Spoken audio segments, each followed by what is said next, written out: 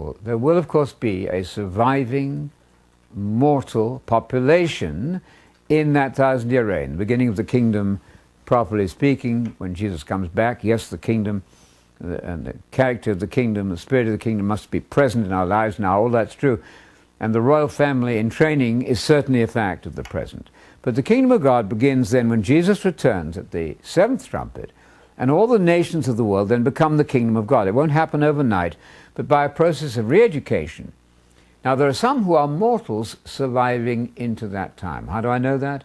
In Revelation 2:26-27, as a reward to the church of Thyatira there, Jesus said, if you survive to the end, it's not once saved, always saved, if you persist to the end in good faith, then I will give you rulership over the nations. Over the nations. This is not rulership over other Christians.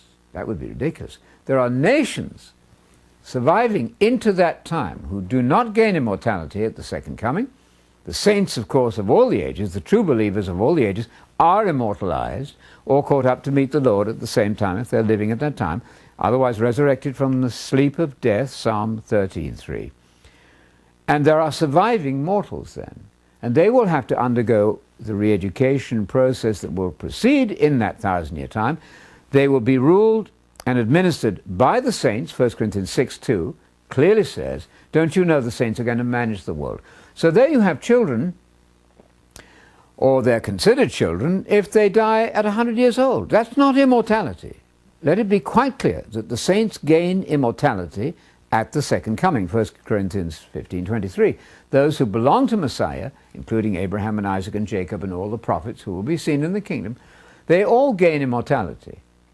They cannot be dying at 100 years old. This, therefore, logically has to be children being born to other mortals, because immortals do not bear children. We know that from Luke 20.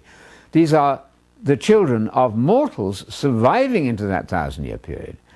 And if somebody dies 100 years old, he will be considered quite young, even cursed for not living longer. So longevity then will be increased enormously, which is what we'd expect under those ideal conditions.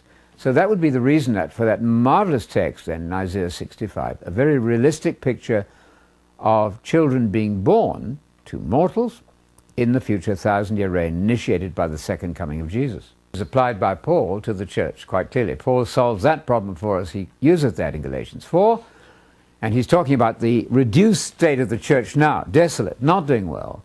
But in that future reign, of course, the church will be triumphant, it will be ruling the world, and the product children, I think, not in the physical sense of birth, but the spiritual children will be massive, of course. The results of all the work that's being done by the church, which is now a woman desolate, is going to be reversed entirely, I would think, in that future kingdom condition. So that's not talking, I think, about children born of physical marriages. Also, this is not in the kingdom, this passage. Well, it is. It's both. It's now the state of the church is desolate. That's now. But rejoice, because the children of the now desolate one will be increased hugely. So it's both present, and the destiny is a complete reversal in the future. So massive production of spiritual children, now rather reduced perhaps.